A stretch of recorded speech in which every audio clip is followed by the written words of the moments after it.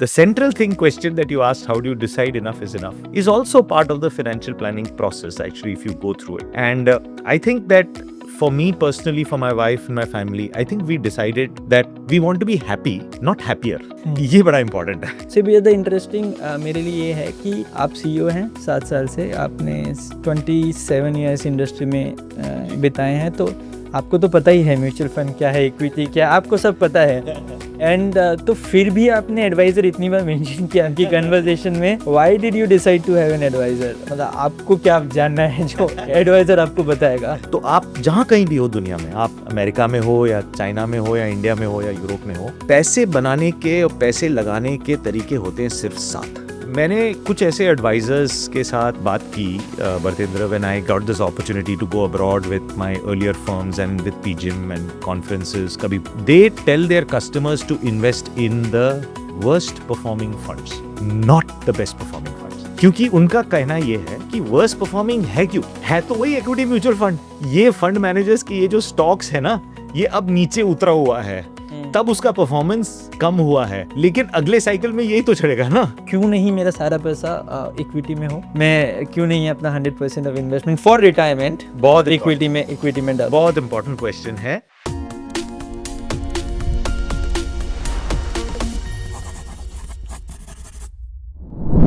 Hello, welcome to another session of This or That. I am Bhartendra Singh. Our guest today is Mr. Ajit Menon. He is a very senior industry leader with 30 years of experience, of which 27 years of experience has been in mutual fund industry. He is currently CEO of PGIM Mutual Fund.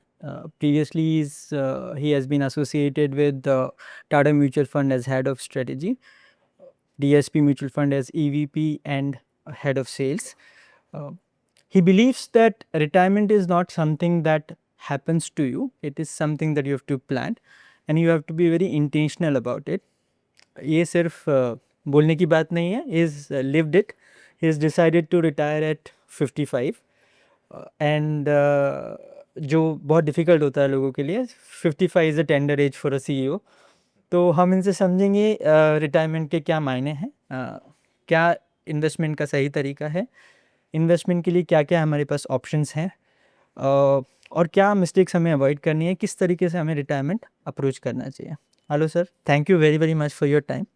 Thank you, Bhartendra, and I hope that today's podcast will be able to share a lot with our audience on this very favorite subject of mine as well. So sir, हम यहीं से start करते हैं कि 55 really is a baby age for a CEO. And in 5 years, there's a lot more to earn, a lot more legacy to create. कैसे आपने decide किया? What has been your mental framework कि 55 is the age and enough is enough?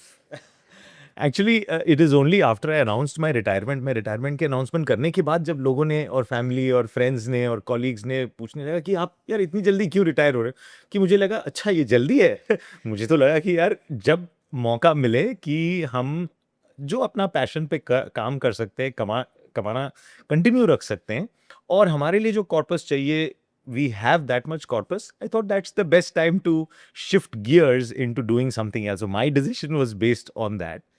लेकिन भरतेंद्र, I agree कि ये जो विषय है, ये टॉपिक है रिटायरमेंट का, काफ़ी लोगों के लिए एक बड़ा एंग्जाइटी प्रोन टॉपिक होता है. And how do you decide when enough is enough and things like that. तो एक स्पेशल एस्पेक्ट इस चीज़ में मैं कहूँ कि मैं एक म्यूचुअल फंड का सीईओ रहा हूँ पिछले 7 साल के लिए, और 26 साल मैं म्यूचुअल फंड इंडस्ट्री में रहा हूँ.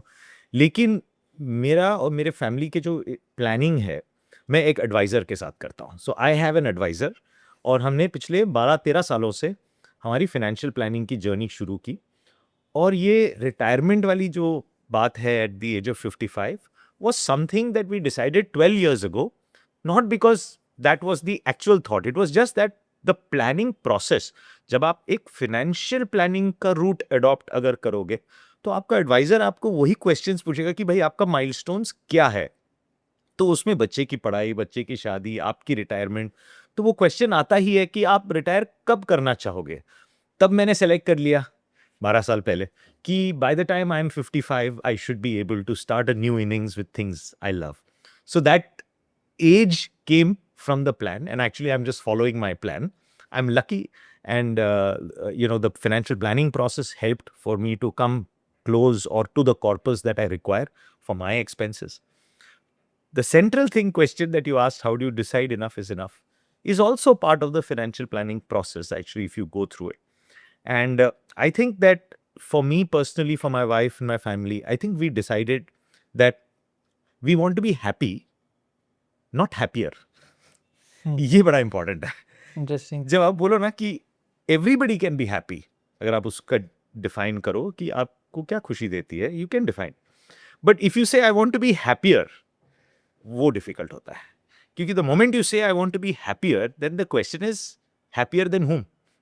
तब वो कंपैरिजन में जब घुस जाते हो आप ना, तो उसका कोई एंड ही नहीं होता कि आपको कुछ ना कुछ नया नया चीज तो आने वाली है. You going to meet new people, you going to say अरे इसकी जिंदगी, इसकी लाइफ, ये इंस्टाग्राम में दिख रहा है, ये पिंटरेस्ट में.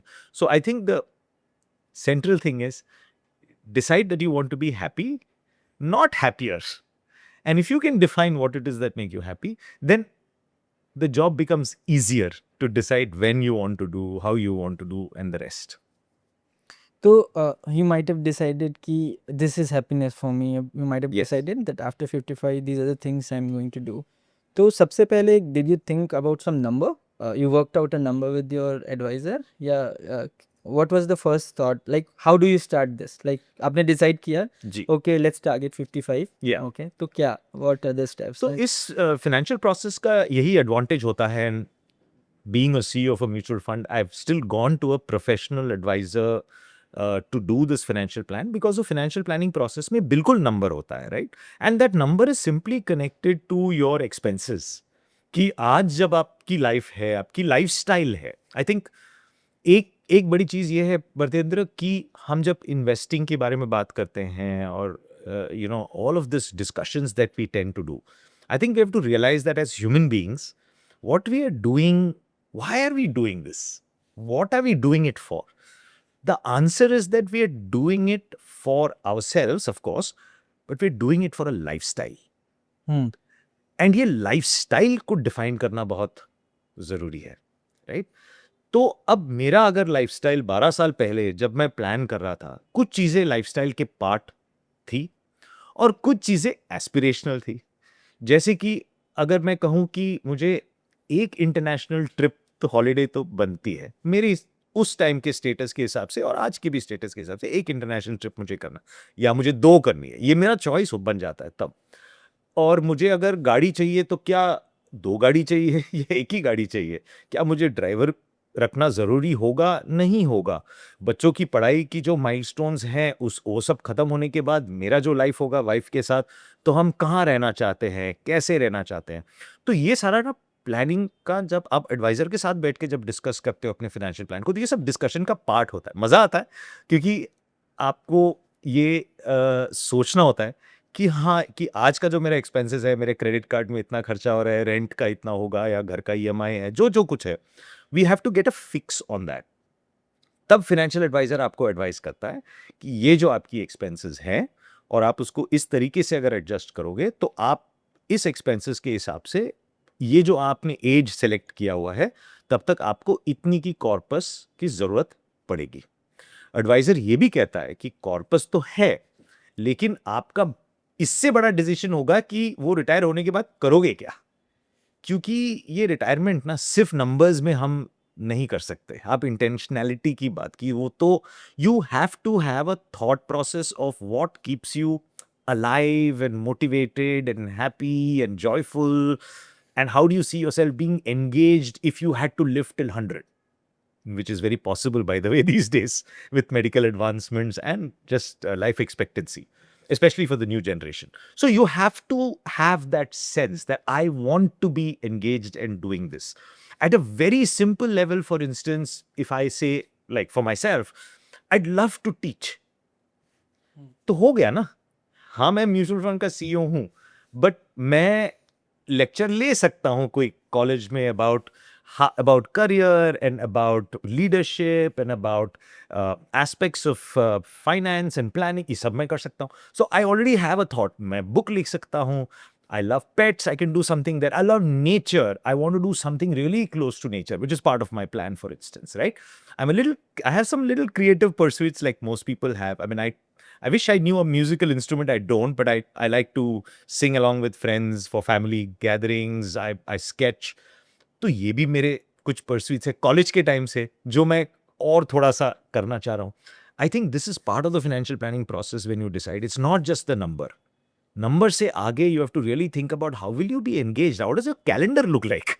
What do you think your calendar is going to look like? And then health is one area you cannot compromise on. So when I'm looking at it now, I have the energy. I'm young enough, at least relatively.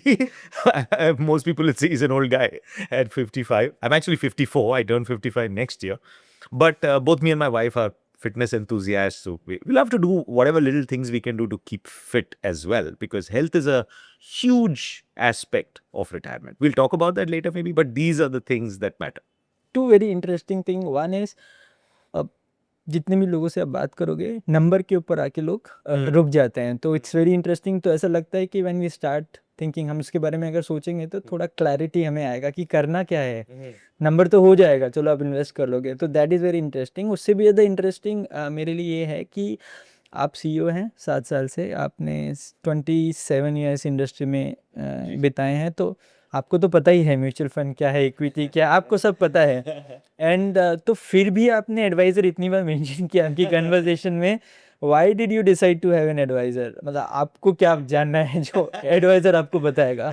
ये जो है ना कि ये 26 साल जो mutual fund industry में मेरा तजुर्बा रहा है, तो उसके साथ-साथ मेरी क्यूरियोसिटी भी रही है, काफ़ी कुछ एरियाज़ इस एरिया में घुस के रीड करने का, लोगों से मिल के बात करने का. तो इसमें मेरा लर्निंग ये था बरतेंद्र कि इसमें तो साइकोलॉजी बहुत मायने रखती है, हर एक रीज़न के लिए.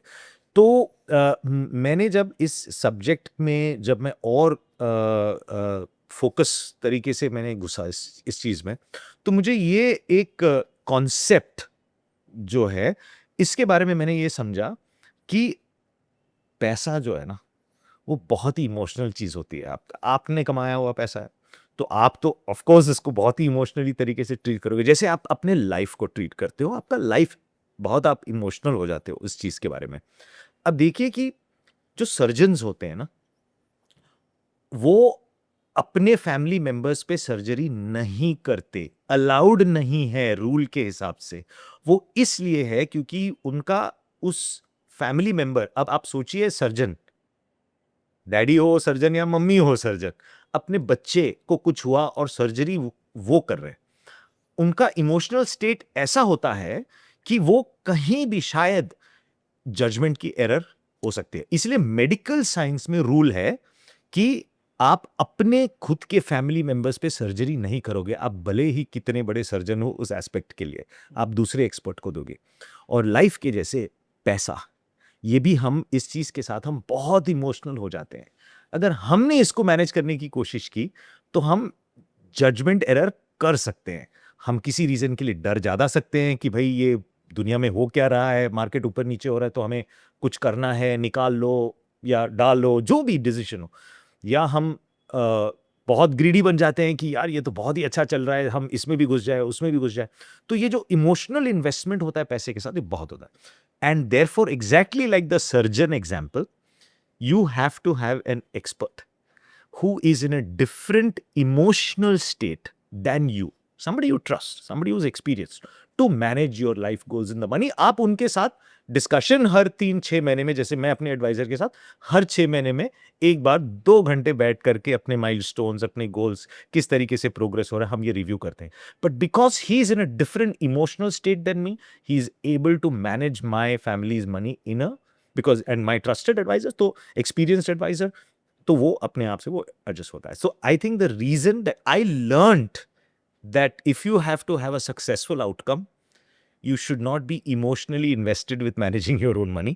You have to have an expert who's in a different emotional state than you. It has a big advantage, exactly like in surgery. That was the reason. Emotions की बात करते हैं थोड़ा. I being a digital marketer, तो मैं जब Google का data, search का डेटा देखता हूँ और जो क्वेश्चंस लोग पूछते हैं, व्हाट सबसे अच्छा फंड कौन सा है, स्टॉक कौन सा लेना है, फॉरगेट गूगल, जनरली भी लोग, अगर आपको पता चलेगा कि आप स्टॉक मार्केट में या फाइनेंशियल मार्केट्स में हैं, तो पहला सवाल होता है कहाँ इन्वेस्ट करना है, ये आईपीओ आ रहा है, क्या करना है। And going back to emotion, ऐसा लगता है कि अगर उनके सारे सवालों का अगर आप निचोड़ निकालेंगे तो ऐसा लगता है वो सिर्फ एक ही चीज़ जानना चाहते हैं कि what will give me the best returns, है ना। और सेकंड चीज़ है कि जब रिटर्न्स की बात आती है, या तो दो दो एक्सट्रीम्स हैं, या तो लोग बोलेंगे मुझे सबसे ज़्यादा रिटर्न मिल जाए, या दूसरा एक्सट्रीम है कि इट्स ओके 4% मिलेगा but I don't want to touch my money, it's okay let it be in bank account और एफडी। हाँ। तो अकॉर्डिंग टू यू हम्म, क्या ऑप्शंस हैं लोगों के पास में हम्म, इन्वेस्ट करने के लिए? लेट्स ले इट आउट कि अगर किसी के पास पैसा है तो कहाँ कहाँ वो इन्वेस्ट कर सकता है, किस तरह के रिस्क हैं हर एक इन्वेस्टमेंट्स के साथ में, और कैसे अप्रोच करना है। कुछ live audiences, customers, groups, advisors के साथ बात करता हूँ तो मैं कहता हूँ मेरा एक समरी में अगर लिया जाए तो आप जहाँ कहीं भी हो दुनिया में, आप अमेरिका में हो या चाइना में हो या इंडिया में हो या यूरोप में हो, पैसे बनाने के और पैसे लगाने के तरीके होते हैं सिर्फ 7। सिर्फ 7। पहला होता है इक्विटी, जो आप शेयर बाजार में आप लगा सकते हो।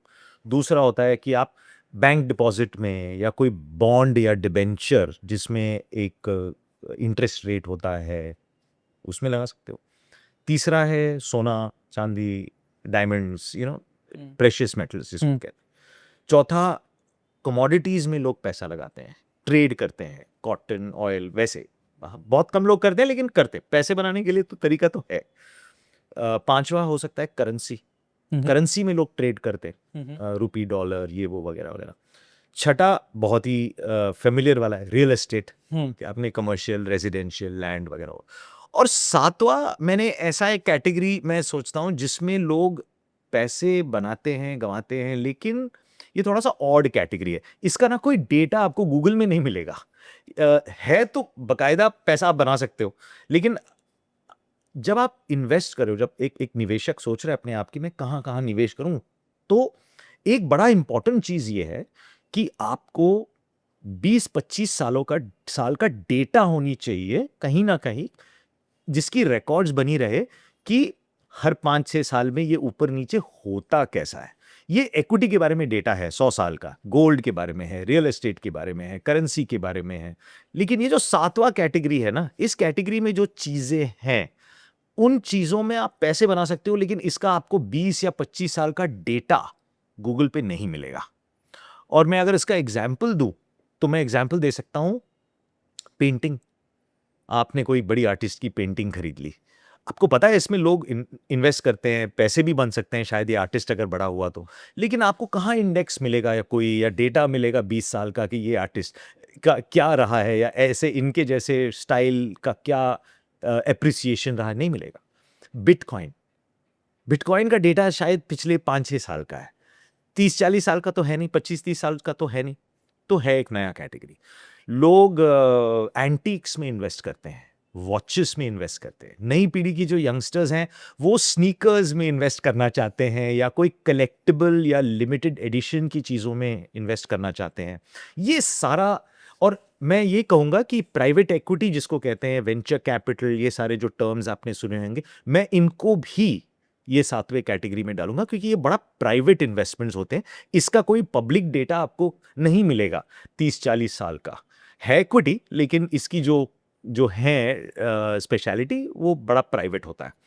तो equity, bond, gold, currency, commodity, real estate और ऑल्टरनेट्स।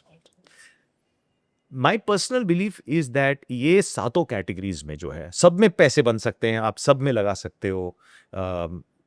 और इसमें ऊपर नीचे भी हो सकता है, जो भी है हम उसके बारे में बाद में बात करेंगे। लेकिन मेरा एक ये कन्विक्शन है कि इन सातों कैटेगरीज में एक एक ही ऐसा कैटेगरी है जो हमारी जो प्रोग्रेस है, ह्यूमन प्रोग्रेस है, दुनिया में जो प्रोग्रेस हो रहा है उसकी जो प्रॉफिट कैप्चर करने वाला एक ही कैटेगरी है, इक्विटी।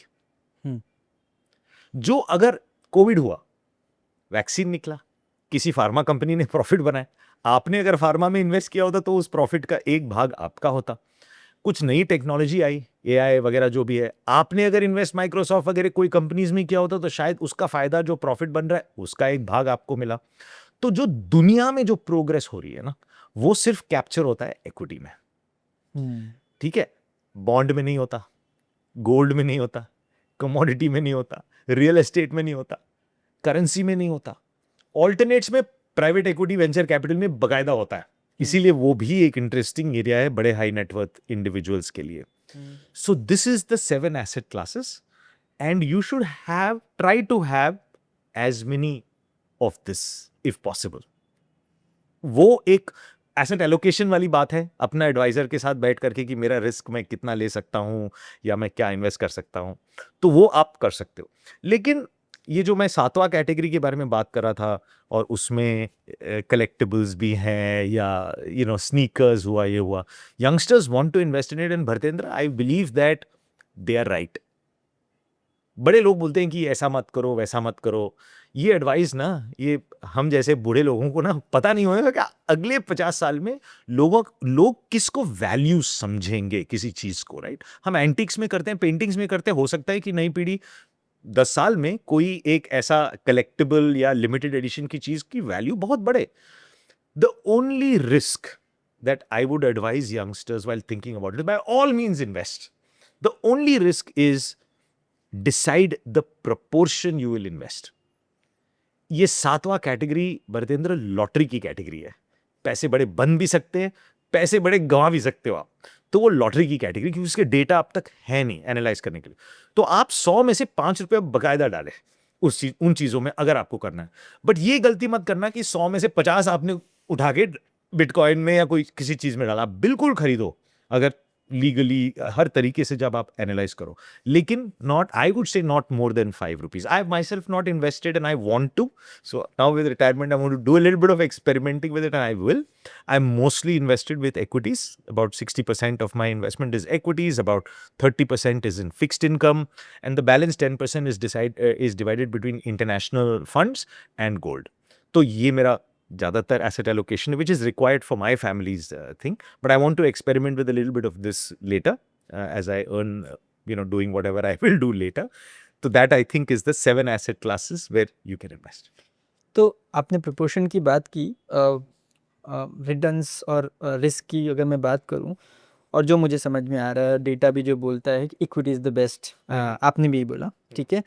तो why shouldn't I have specifically, retirement मेरा 15 साल 20 साल बाद बिल्कुल, है, बिल्कुल। ठीक है, तो क्यों नहीं मेरा सारा पैसा इक्विटी में हो? हम्म। मैं क्यों नहीं अपना 100% ऑफ इन्वेस्टमेंट फॉर रिटायरमेंट बहुत इक्विटी में डाल? बहुत इंपॉर्टेंट क्वेश्चन है, and my feeling is that personally, अगर मेरा accumulation phase है, I've started my career and I know that I want to retire in 15 years, 20 years, 30 years, whatever I feel. And if I have a time frame which is more than 10 years, then I would not mind putting 100% into equity. That is number one. Clearly you can. There is only one intelligent thing you need to do. And that is a life principle, common sense principle है ये, and this is where 99% of people fail. ये एक छोटा सा नुक्स जो अगर आपको समझ में आए तो आप गलती नहीं कर बैठोगे। और वो नुक्स, वो कॉमन सेंस चीज ये है, never buy anything expensive. Okay, never buy anything expensive. थोड़ा एक्सप्लेन करना चाहेंगे? ठीक है, अब आप हजारों सालों से लोग इन्वेस्ट करते आ रहे हैं, लैंड में हुआ, गोल्ड में हुआ, रियल एस्टेट में हुआ। Do you go and invest in that category when it is at its peak prices, और यू ऑलवेज फील कि यार थोड़ा कम हो, डिस्काउंट मिल जाए? डिस्काउंट मिल जाए। मॉल में गए, हाँ, अब आपने कोई ब्रांड्स देखे, आपके फेवरेट ब्रांड्स है, यू आर ऑलवेज लुकिंग, अरे यार यहाँ पे 50% ऑफ चल रहा है, या 1 for 1 फ्री है, और ब्रांड अच्छी है, मेरा पसंद का है, एक बार जाके देख तो लेते हैं, एक शू खरीदने का मन तो है। तो you always look for discounts, right? You want buy when you buy gold और व्हाटएवर, कुछ डिस्काउंट मिला तो अच्छा लगे। Real estate, you are looking for the discount. Equity investing, best performing fund होता कब है? जब When the एकदम market peak is at हो the जाए। peak. 99% of people are right when they feel that equity is the best investment for long term, and the same 99% people are wrong when they want to buy it at its peak. And the interest and the motivation and the social media noise and the TV and everything is screaming, क्या return है यार, पिछले एक साल का 50% का return market ने दिया है, 70% हुआ है, 40% हुआ है, तब जाके आप मोटिवेट होते हो.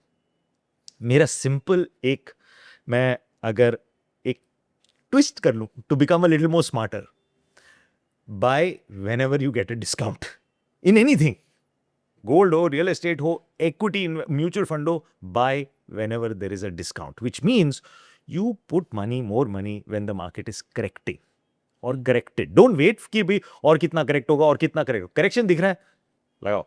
डिस्काउंट मिल रहा है आपको. मैंने कुछ ऐसे एडवाइजर्स के साथ बात की, Bhartendra, when I got this opportunity to go abroad with my earlier firms and with PGIM and conferences, कभी they tell their customers to invest in the worst performing funds, not the best performing funds. क्योंकि उनका कहना ये है कि worst performing है, क्यों है, तो वही इक्विटी म्यूचुअल फंड. ये फंड मैनेजर्स की ये जो स्टॉक्स है ना, ये अब नीचे उतरा हुआ है, तब उसका परफॉर्मेंस कम हुआ है, लेकिन अगले साइकिल में यही तो चलेगा ना.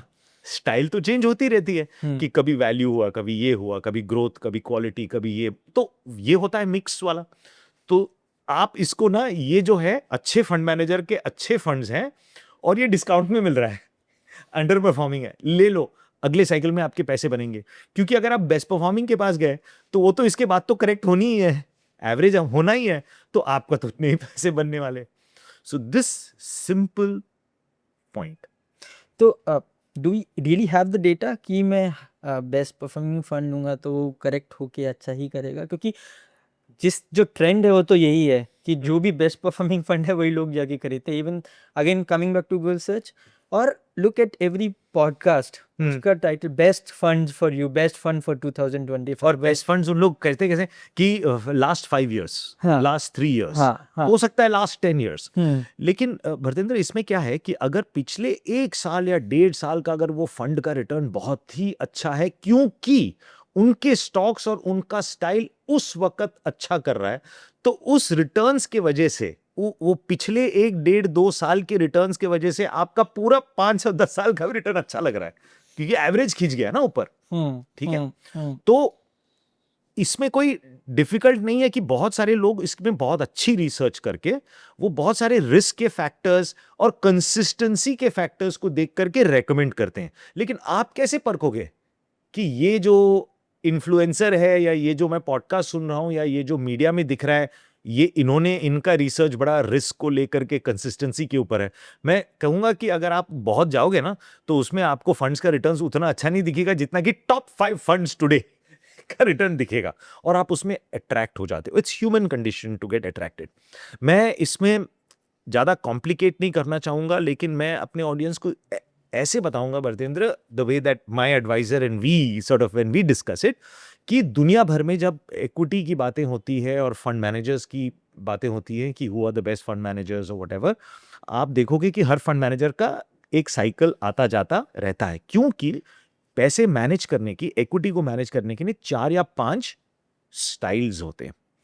किसी फंड मैनेजर का स्टाइल होता है ग्रोथ, किसी फंड मैनेजर का स्टाइल होता है वैल्यू, जो वैल्यू बोलते हैं हम, किसी का होता है मोमेंटम, किसी का होता है क्वालिटी, किसी का थोड़ा मिक्स होता है, किसी का होता है ग्रोथ एट रीजनेबल प्राइस. ये 4 या 5 स्टाइल्स होते हैं. In very short summary, if you can do research and find out the style of the fund manager, please invest in 5 funds of 5 different styles. एक बार आप रिपीट करेंगे? हाँ, कि आपका एक बड़ा सिंपल अगर अप्रोच लेना है, तो मैं कहूंगा कि आप डिफेंस फंड छोड़ दो, ये छोड़ दो, सब अच्छे ही होते हैं, बुरा नहीं है, लेकिन ये छोड़ दो. लेकिन रिस्क के हिसाब से आपको इक्विटी, 100% इक्विटी में जाना है, तो आप एक डाइवर्सिफाइड सा फ्लेक्सी कैप फंड को सिलेक्ट करो. बराबर है. फ्लेक्सी कैप की कैटेगरी सबसे डिवर्सिफाइड है, या मल्टी कैप की स्ट्रेटेजी सबसे डिवर्सिफाइड होती है एक नॉमेनक्लेचर के हिसाब से. लेकिन आप 5 ऐसे फ्लेक्सी कैप फंड्स में पैसे डालो जिसका एक फंड मैनेजर का स्टाइल ग्रोथ है, एक का वैल्यू है, एक का मोमेंटम है, एक का क्वालिटी है। अगर आप रिसर्च करके ये पता कर सको कि वो फंड हाउस के प्रेजेंटेशन में, जो उनके इंटरव्यूज में क्या उन लोग कहते हैं कि उनका स्टाइल क्या है, अगर आप करोगे तो मेरे हिसाब से it is a best strategy, क्योंकि यू विल नेवर नो किस फंड मैनेजर का स्टाइल कब चल रहा है। और जब आपको ये मीडिया में और जो आपको दिख रहा है सोशल मीडिया पे कि टॉप 5 फंड्स वगैरह, there is a high likelihood that all the 5 top funds are of one style. वो स्टाइल उस वक्त चल रहा होता है, तो 5 अलग अलग मैनेजर जो वो फॉलो कर रहे हैं उनके सारे फंड्स अच्छे कर रहे हैं, लेकिन बाकी के स्टाइल्स बीच में है या नीचे है। उसका मतलब ये नहीं है कि वो स्टाइल खराब है, वो घूम के आएगा फिर से। तो आपने अगर 5 ले लिए ना style, you don't have to worry too much. I will go one step ahead to say to the audience, मैं ऑडियंस से ये कहूंगा कि बड़ा ये पता नहीं क्या कॉम्प्लिकेटेड सा चीज बोल रहे हैं यार, ये स्टाइल वाइल में मुझे और इजी तरीके से बताओ। तो मैं ये कहूंगा कि म्यूचुअल फंड इंडस्ट्री की एक कैटेगरी है balanced advantage fund. Balanced advantage fund का जो सेबी रेगुलेटर के हिसाब से रूल बना हुआ है उस कैटेगरी के लिए, वो ऐसा है कि हर फंड हाउस के पास जो बैलेंस्ड एडवांटेज की फंड है उसमें कुछ ना कुछ एक फॉर्मूला या एल्गोरिदम लगा होता है, और उस एल्गोरिदम का मेन पर्पस ये है कि अगर इक्विटी एक्सपेंसिव है तो उसकी इक्विटी की प्रोपोर्शन कम करे, और जब इक्विटी चीप होगा तो इक्विटी की प्रोपोर्शन बढ़ा दो। और उसमें टैक्सेशन बिल्कुल 1 साल की इक्विटी वाली टैक्सेशन है, उसमें इक्विटी भी आया, फिक्स्ड इनकम भी आया, लेकिन इक्विटी और फिक्स्ड इनकम की प्रोपोर्शंस एक फॉर्मूला या एल्गोरिदम के हिसाब से जब एक्सपेंसिव हो, और कोई फंड हाउस बोलता है कि मैं पीई यूज करूंगा एज अ फॉर्मूला, कोई बोलता है मैं पीबी यूज करूंगा, प्राइस टू बुक वगैरह, टेक्निकल चीजें हैं, बट कुछ ना कुछ फॉर्मूला का होता है। तो आपको ये सब सारा बहुत ही मतलब थ्योरीज कंफ्यूजन लग रहा है, क्वालिटी वैल्यू मोमेंटम, ये मैं कैसे ढूंढूं, क्या रिसर्च करूं। बैलेंस एडवांटेज फंड कैटेगरी 4 ले लो, बस मस्त रहो, because it will automatically sell equity when it's expensive and buy equity when it is cheap. Even if you see the returns of it over the long term, we look at return, but the actual professionals look at return per unit of risk taken by the fund manager. Balanced advantage funds end up being even better than flexi cap funds and things like that over longer periods of time on a risk adjusted basis of what risk has been taken by the fund manager. So it is one category जिसमें आपको सोचने की जरूरत अपने आप से, it will do this theory, this very very very very critical theory that do not, it is great to buy equities but do not buy it expensive. That is the mistake you make. Retirement and various things के लिए this becomes, you may be thinking मैं 30 साल का हूं तो यार मुझे क्या है, मैं तो 100% इक्विटी में जा रहा हूं, मेरे तो 20 साल है इन्वेस्ट करने के लिए।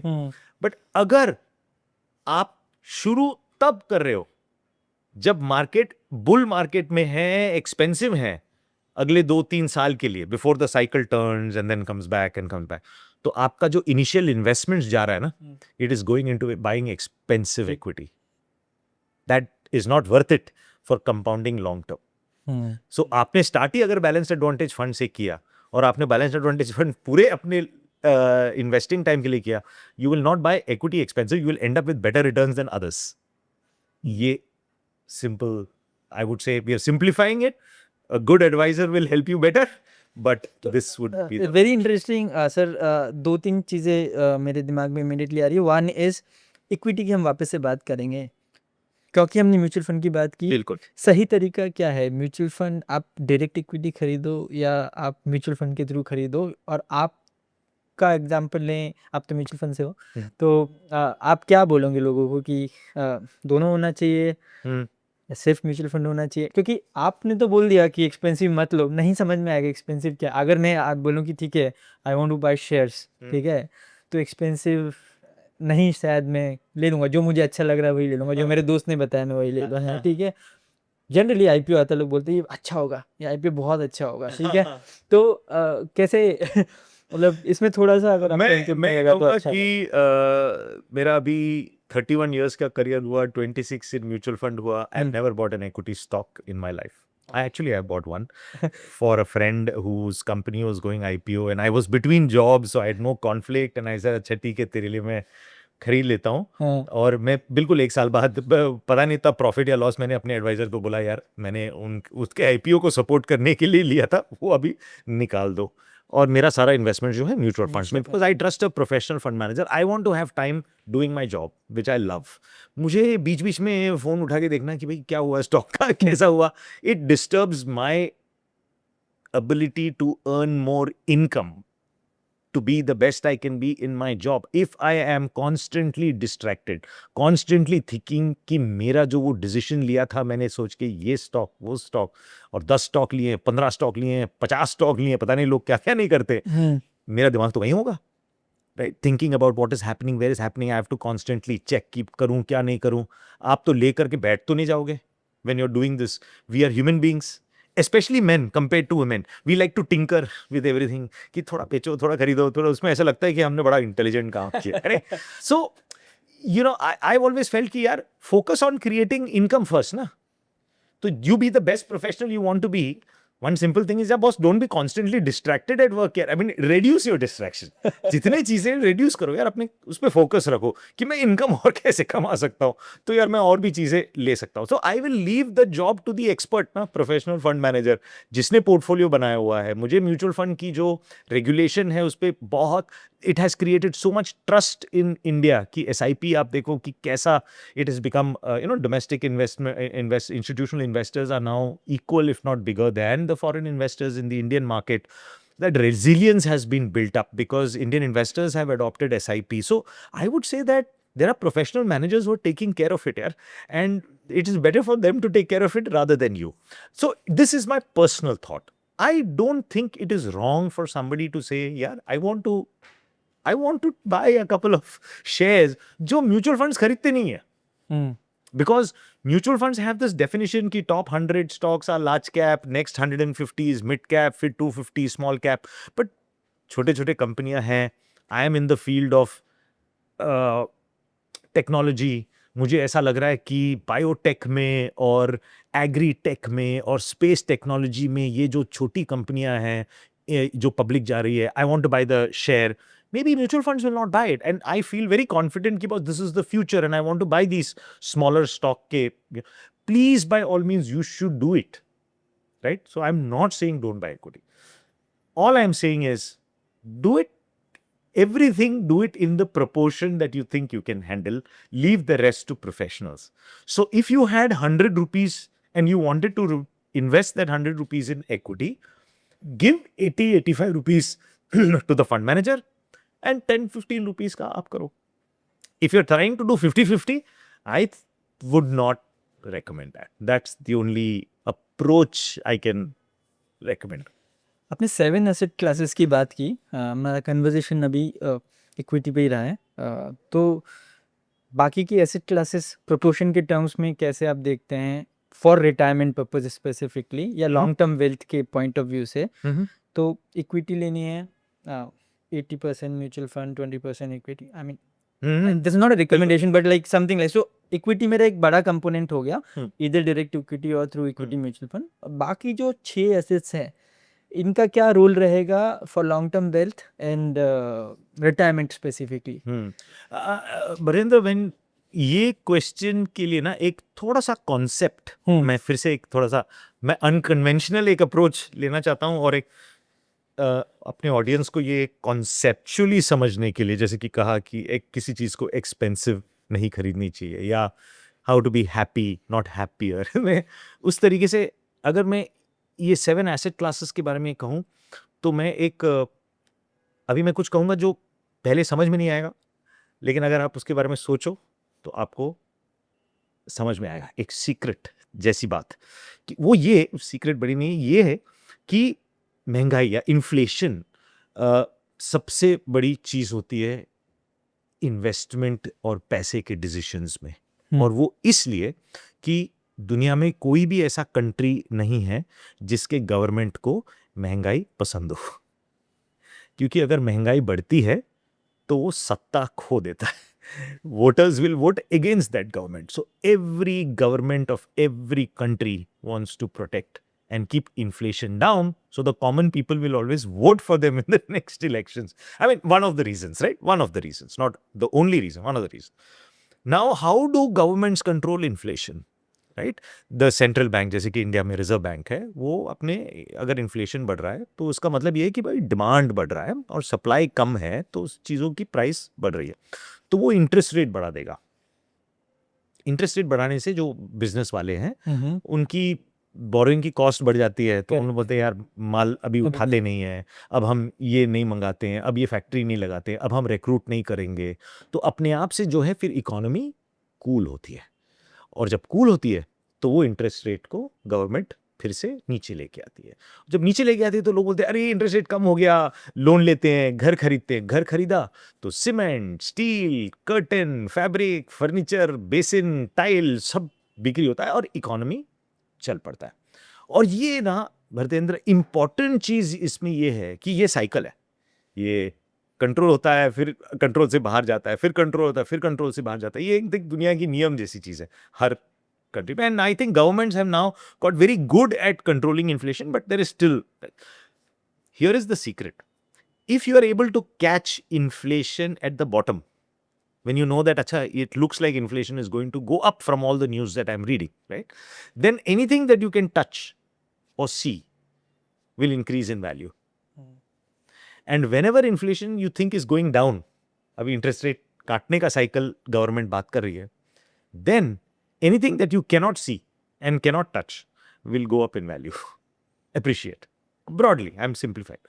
इसका मतलब ये हुआ, if you are able to catch a cycle at the beginning, कि ये inflation जो महंगाई का नंबर न्यूज़पेपर वगैरह में CPI, कंज्यूमर प्राइस इन्फ्लेशन ये मैं पढ़, और ये बढ़ रहा है, तब जल्दी से रियल एस्टेट या गोल्ड में अगर आपका पैसा लगा हुआ है तो आप पैसे बनाओगे, मोस्ट प्रोबेबली।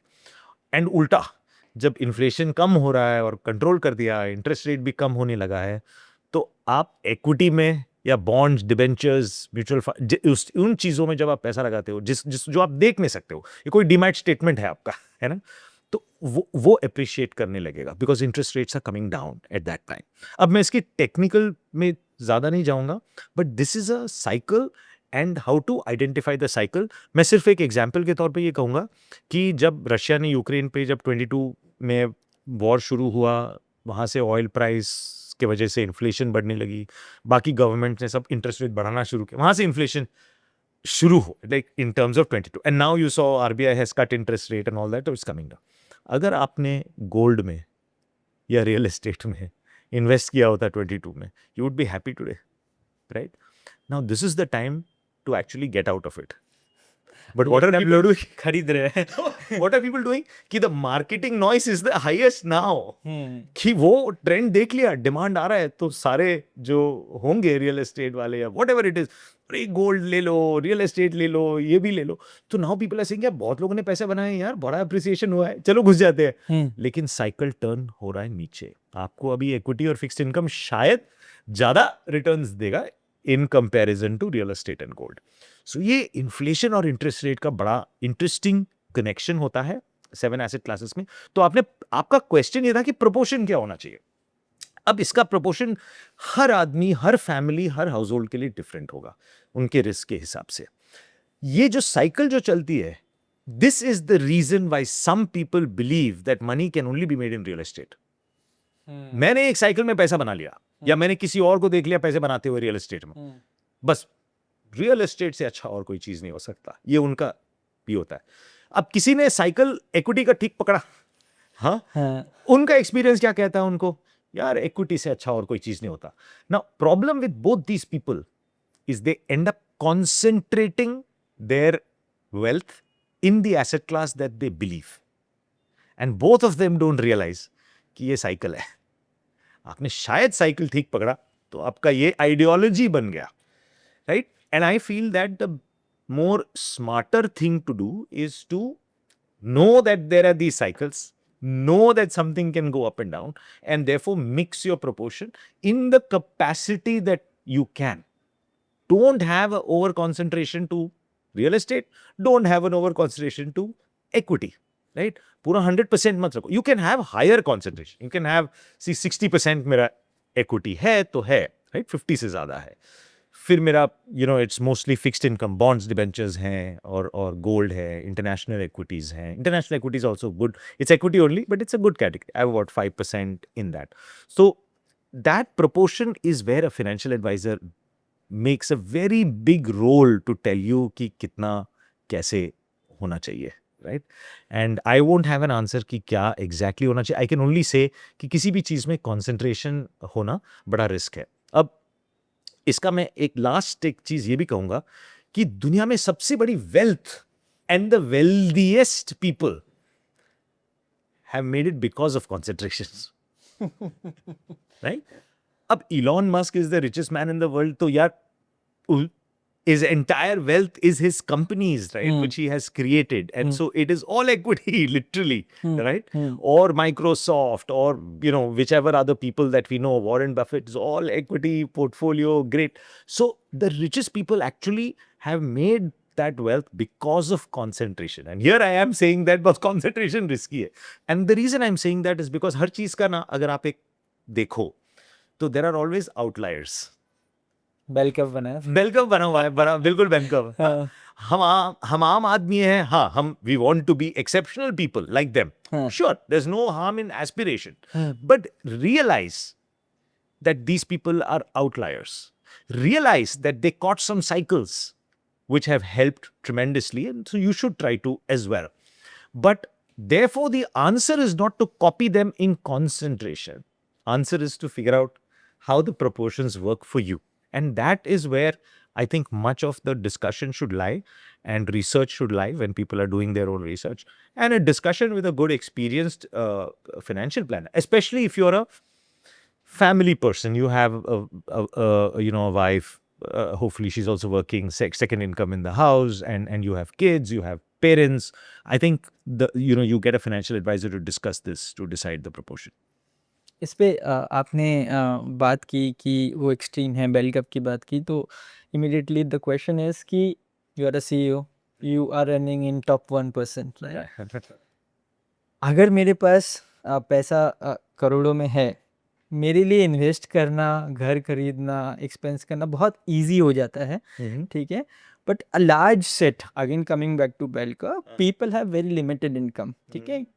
क्या अर्न कर रहे हैं लोग? 70,000, 50,000, 1 लाख, स्ट्रेच कर लो 2 लाख, और स्ट्रेच कर लो 2.5 लाख, 3 लाख, लिमिटेड है पैसा, ठीक है? उन लोगों के लिए कैसे डिफरेंट होगा उनका रिटायरमेंट प्लान करना? बिकॉज वो भी खरीदना चाहते हैं, वो भी घूमना चाहते हैं, इंटरनेशनल ट्रिप नहीं करेंगे, गोवा जाएंगे, whatever, right? They are also have emotions. उन लोगों को, लिमिटेड इनकम वाले लोगों को अपना पोर्टफोलियो किस तरीके से करना चाहिए? Again, like I just want to take this personal example. मेरा एक दोस्त है जिसके साथ मैं वर्कआउट करता हूँ और क्लोज फ्रेंड है. हम जब बात करते हैं ना तो ऐसा लगता है कि ये भी ले लूँ, क्या करूँ, अभी अनलिस्टेड कैटेगरी है, ये भी ले लूँ. सो अल्टीमेटली तो मैं चाह रहा हूँ कि कैसे भी पैसा मैक्सिमाइज कर लूँ, तो बट रिस्क भी नहीं ले सकता, ठीक है? तो how do I balance the risk? Also ऐसे भी नहीं करूं कि मैं इतना रिस्क अवॉइड कर दूं कि मेरा रिटर्न ही ना बने, ठीक है? तो क्या अप्रोच होनी चाहिए with to go about it? मैं कोशिश करूंगा कि इस कंफ्यूजन को मैं थोड़ा सा हेल्प करूं, एंजाइटी को कम करूं, आंसर दूं इस चीज का. और इसका एक टेक्निकल एरिया जिन लोगों को रिसर्च करना है तो वो रिसर्च करे सीक्वेंस ऑफ रिटर्न रिस्क को लेकर के कॉन्सेप्ट पे. मैं सीक्वेंस ऑफ रिटर्न रिस्क के ऊपर अभी यहाँ पे एलैबोरेट नहीं करूंगा. जिन लोगों को इंटरेस्ट है वो गूगल करके जो है sequence of return risk, okay, right?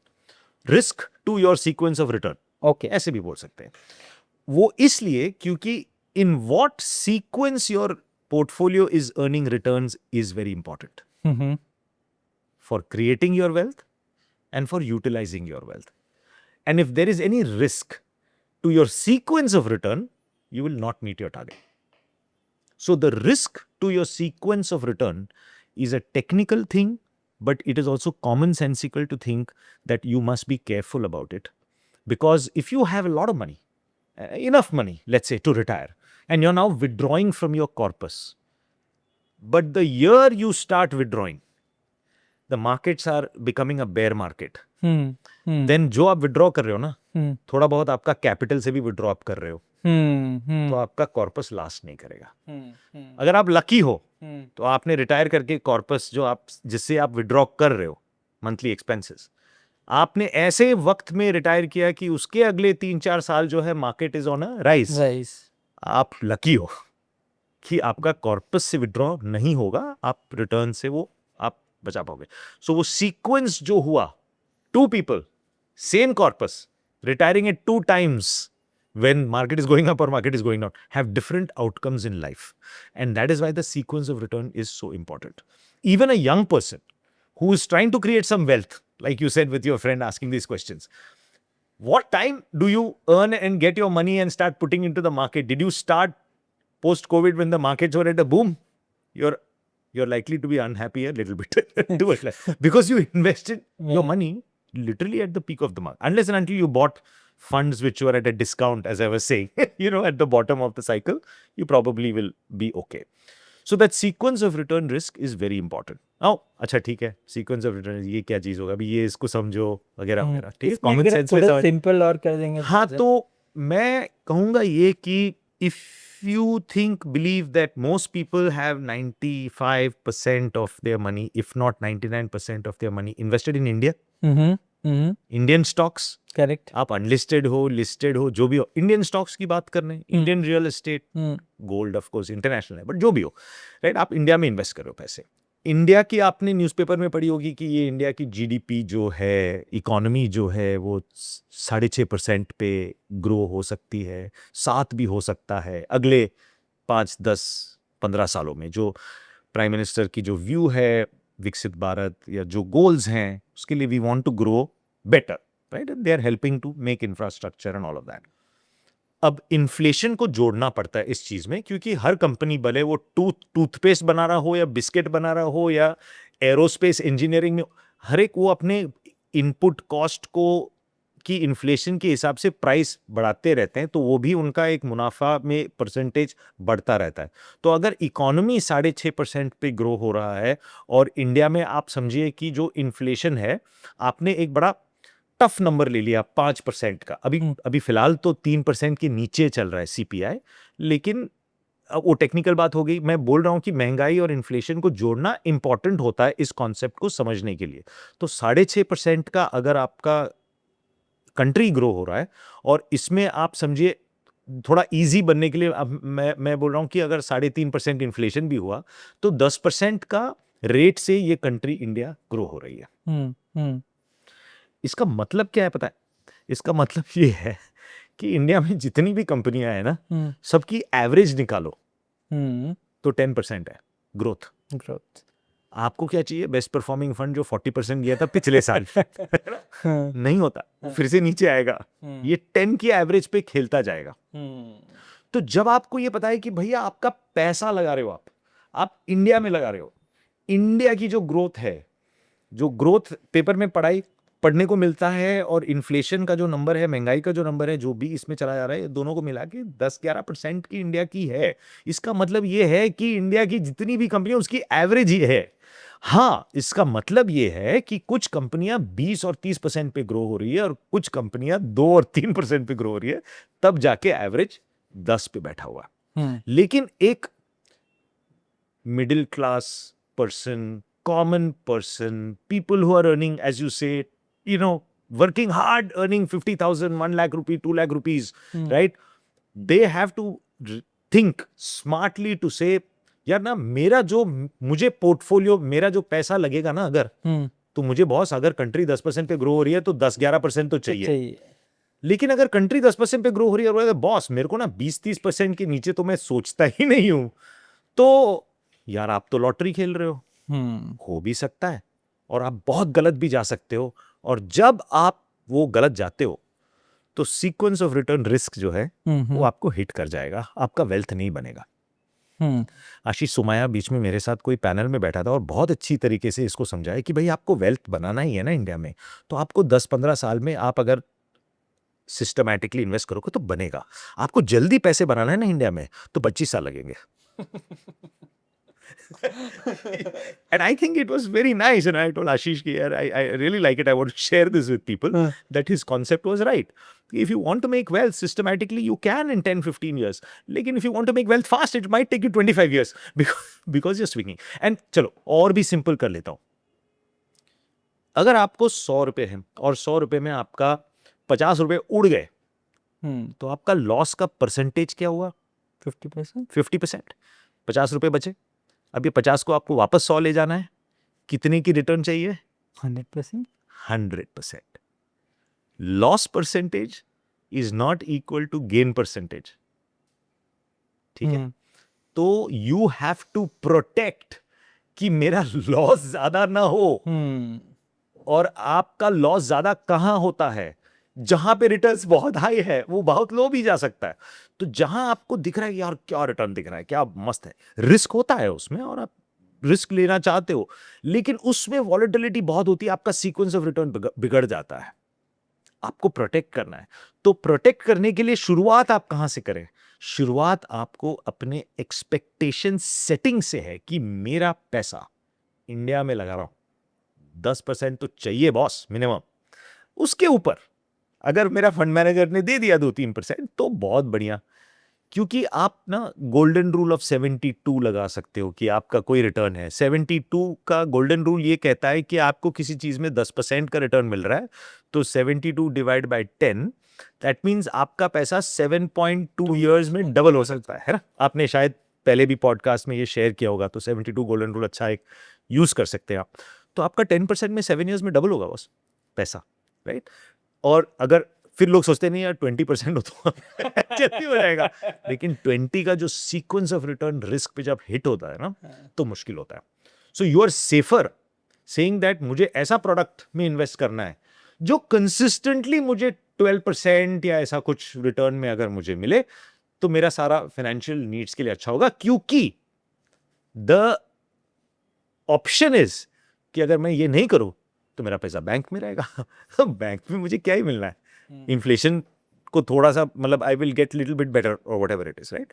Now that the tax slabs are at 12 lakh, so you can earn, you are able to invest little freely.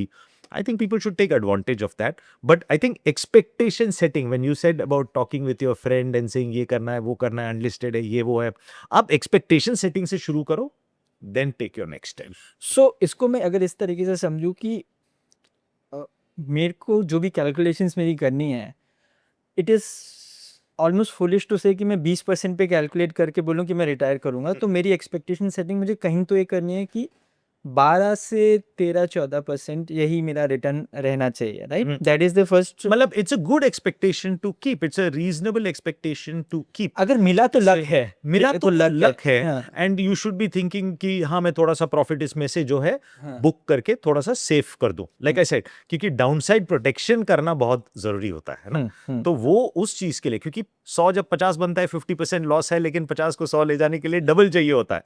तो ये प्रिंसिपल आप भूलिए नहीं.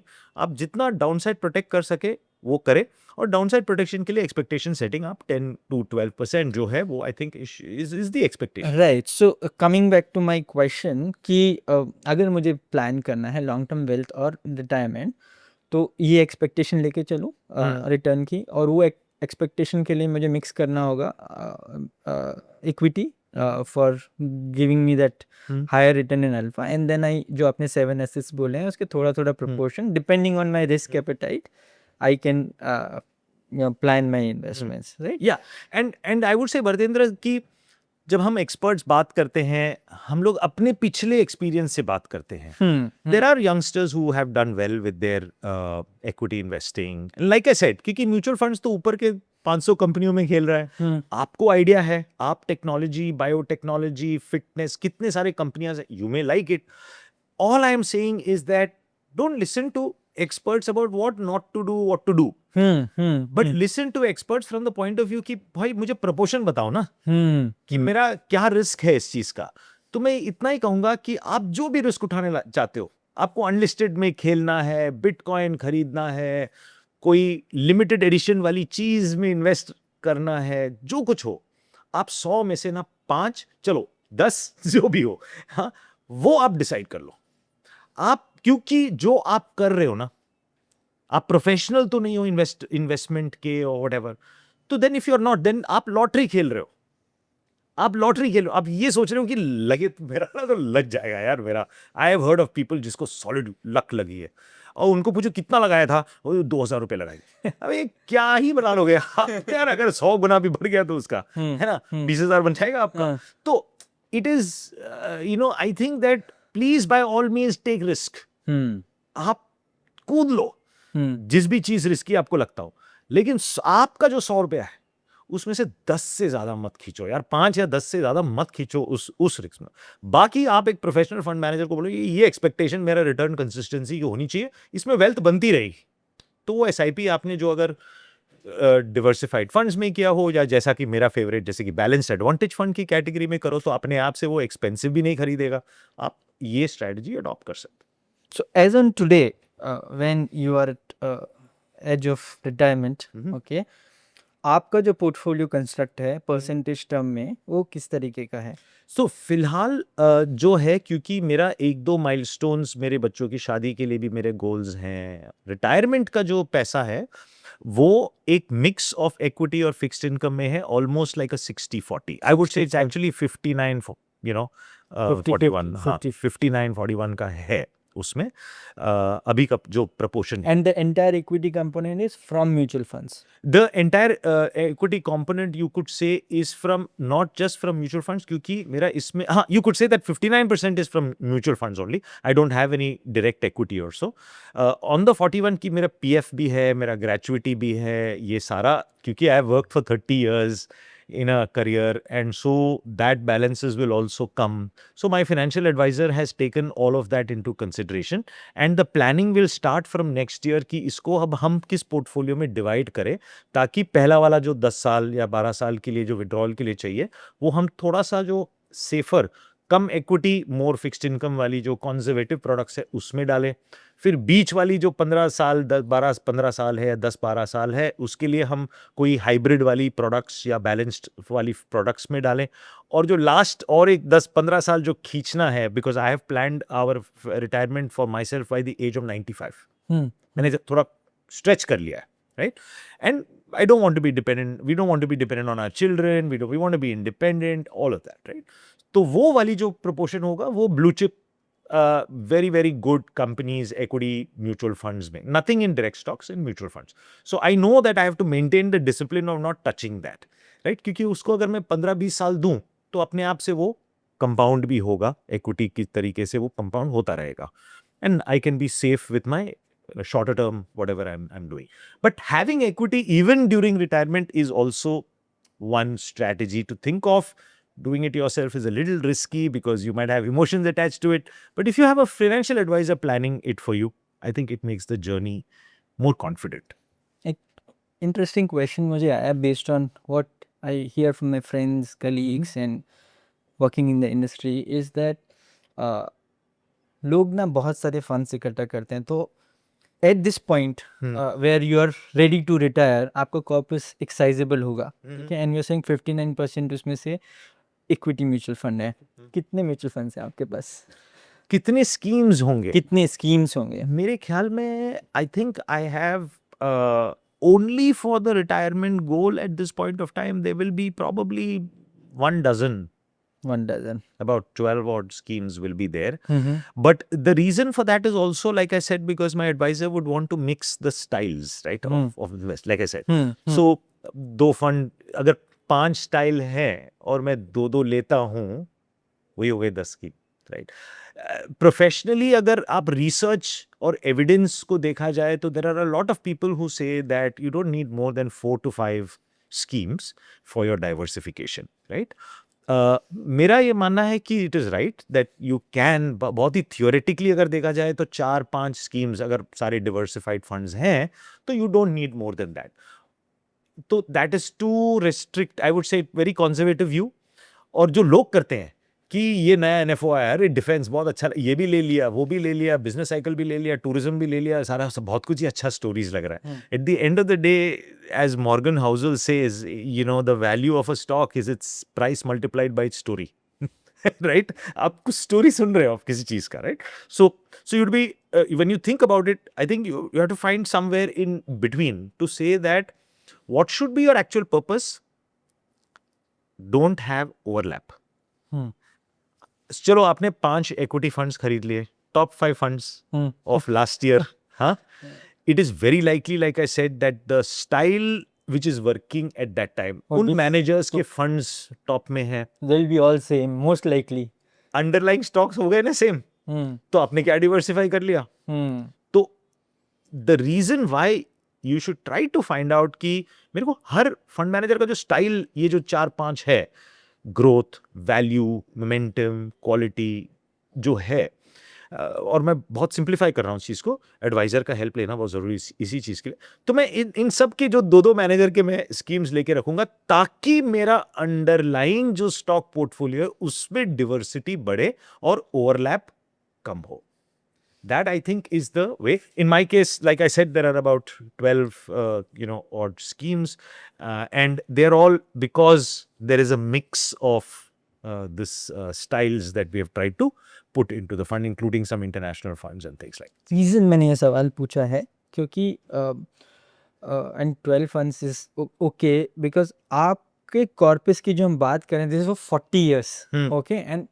It's has to be a sizeable corpus Hmm. 40 years की आपने planning की है लोग जब 10,000 5,000 20,000 करते हैं उसमें भी वो 4 फंड कर देते हैं ठीक है लाइक समबडी इज डूइंग 30,000 बोले 6 फंड तो उस पर मैं थोड़ा आपसे समझना चाहता हूँ कि ठीक है आपने जो स्टाइल्स की बात की Hmm.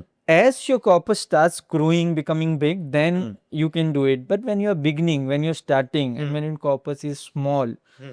तब 5 फंड 6 फंड लेने का कुछ सेंस I would या say या उसी से बेस बनेगा उसी से बेस Base बने। उसी से बेस सकता है Okay. लाइक आई वुड से कि अगर आपने अगर अपने एडवाइजर को या आपने फिनटेक के थ्रू किया आपने एडवाइजर के थ्रू किया आपने अपने बैंक के वेबसाइट के थ्रू किया या जो भी आप अपने ऐप यूज किया हर चीजों में कहीं ना कहीं फिल्टर विल्टर तो होता ही है I have not invested through them but I know I have seen them and I have interacted Correct. हर चीज में कुछ ना कुछ फिल्टर्स तो होते ही हैं अगर आपको स्टाइल के हिसाब से अगर आप फिल्टर करके अगर आप 10,000 की जो आप SIP कर रहे हो तो अगर किसी एडवाइजर ने आपको कहा या आपने सोचा कि ये 2,500 का मैं 4 स्कीम ले लेता हूं और ये मैं स्टाइल डाइवर्सिफिकेशन कर रहा हूं style diversification it is okay to do that आप एक बेस क्रिएट कर लो दूसरा एक टेक्निकल चीज इसमें ये होता है भरतेंद्र कि कल को एक इमरजेंसी में पैसे की जरूरत पड़ी और आपने अगर पूरा ही 10,000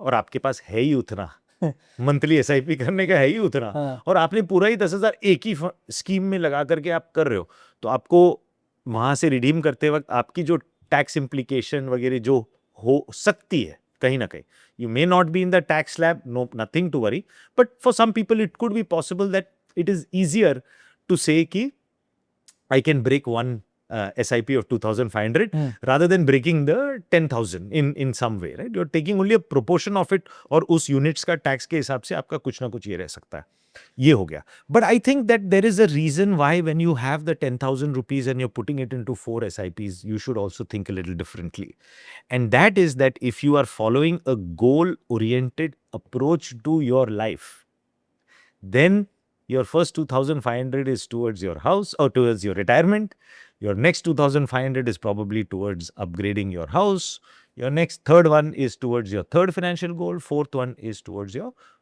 fifth one is or fourth one is towards your fourth or your fifth Depending on your उसके हिसाब से आपने बकेट में डाल दिया अगर आप वो कर सकते हो तो you will be able to decide कि मैं किसको हाथ नहीं लगाऊं मेरे बच्चों की पढ़ाई के लिए रखा इसको नहीं हाथ लगाऊंगा या इसको नहीं हाथ लगाऊंगा you have to have that priority और जितने भी आप गोल्स के लिए आप बकेटिंग कर रहे हो and here is where again the financial adviser helps कि कहाँ पे किस टाइप का फंड किस पर्पस के लिए सूट हो सकता है मोमेंटम फंड क्या आप रिटायरमेंट के लिए डालोगे या आप वैल्यू फंड डालोगे या आप quality that conversation because he's more technically qualified he'll be able to tell you about that as well so that is one other purpose of why you can make 2 portions or 3 proportions but I would say priority number 1 retirement goal interesting. तो अभी हमने बहुत investment categories की बात की, risk rewards की बात की, थोड़ा रिटायरमेंट पे और आते हैं और रिटायरमेंट की साइकोलॉजी की बात करते हैं। बहुत डिफ़िकल्ट है, मतलब इनफैक्ट ऑनेस्टली तो मैंने भी ऐसा कुछ रिटायरमेंट प्लानिंग का सोचा नहीं है अभी तक, और नहीं सोचते हैं लोग। हाँ तो इसका क्या रीज़न है, क्यों नहीं लोग सोच पाते हैं? ठीक है। और लोग को क्यों एंजाइटी, या तो सोच ही नहीं पाते हैं, या सोचते हैं तो बहुत एंजाइटी होती है, यार 10 करोड़ रुपया चाहिए, 15 करोड़ रुपए। In fact Yeah. Honest conversations with my friend and we sometimes sit on Excel and say Yeah. 6 करोड़ रुपया चाहिए, 10 करोड़ रुपए चाहिए। कैलकुलेटर पे कैलकुलेटर पे देख के डर जाते हैं कि हाँ, पता नहीं कैसे होगा, हम्म, राइट? तो हम्म, इसके बारे में आप बताइए कि कहाँ लोग अटक जाते हैं, हाँ, not in terms of selecting the products but in terms of सोच mentally मेंटली thinking. कहाँ स्टक हो जाते हैं। I agree. I think that ये anxiety हर एक को होती है, and every human being including hmm, me, we will all go through this. And the reason कि हम लोग इसमें से इसलिए गुजरते हैं क्योंकि ये बड़ा सा एक human condition है बरतेंद्र. It is not just because Indians go through retirement anxiety. Oh, Americans हो या Chinese हो, Europeans हो, everybody, all human beings go through retirement anxiety for the simple reason कि हम उतना दूर देख नहीं पाते. As a human being, our brain is not wired to think कि you know how will I look when I'm 85 or 89, and where will I be, what will my relationships look like, where will I be staying, कुछ नहीं पता होता. So it is a stranger, that person who is retired and who's living that retired life for so long is a stranger. And the brain does not do anything for a stranger. It does it for yourself. So it is therefore when you look at, if I ask you, यार आपका Saturday का plan क्या है, you know, but I ask you, आप when U turn 75 ना, तो आपका birthday का प्लान क्या है? मुझे क्या पता, मेरे को यार अगले साल का बर्थडे पता नहीं है, 75 का क्या बताऊं. सो when things are too far and you're not able to see it or sense it or feel it, you will not take an action for it. And there are two things in life which have this. अगर इस concept को समझो कि human beings ना कोई भी threat या risk पे काम तभी करते हैं जब you can see it, feel it, or touch it, or hear it.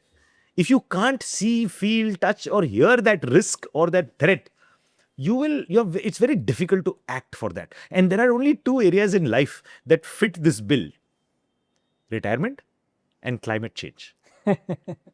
Because मैं अगर बोलूं कि यार वो आर्टिक का आइस ना मेल्ट हो रही है, वो ना पीपीआई जो AQI ना 200 क्रॉस हो गया, दिख तो नहीं रहा यार AQI हो गया है करके, ठीक है, बट हाँ कभी कभी सांस फूलती है, राइट, दिल्ली में हो या कहीं, we hear about it, but you can't see the Arctic ice melting कि बॉस ओशियन राइज होगा और बॉम्बे और न्यूयॉर्क फ्लड होगा 50 साल में, 100 साल में, I can't see it, which is why people are not acting on climate as much as we want to for our next generation, and which is why people don't act for retirement, because it is too far. You can't see it, you can't feel it, you can't touch it. So you have to hack your brain, literally hack your brain, find a shortcut, हाथ पैर बांध करके invest कराना पड़ता है, so that you will be absolutely safe in whatever you're doing, right? You have to take that action, and there are ways to do that. I think the anxiety is because of this, that you're not able to see that far. Your brain is saying that that person is a stranger. I want the benefit of the current person. That is one. The second is that we at PGIM, we do retirement research. We've done retirement readiness research in India. We find that when we've done this over 2 times now, the third one is happening now, we find that people are telling us कि we invest for happy goals. बच्चे की शादी, बच्चे की पढ़ाई, घर खरीदना, गाड़ी खरीदना, वेकेशन पे जाना, खुशी के मौके होते हैं, खुशी के happy goals. For a lot of people, retirement is not a happy goal, right? I'm not talking of professionals, right? Professionals, doctors who enjoy they'll say that, boss, I will continue to do my profession till I'm 80, 82, 85, whatever it is, right? But mostly service class people who have jobs 9 to 5, they are the ones where this anxiety is the highest, right? Where they want to retire quickly, or they have the anxiety ki, will I have a corpus enough? I think that is the anxiety, if you were to define it.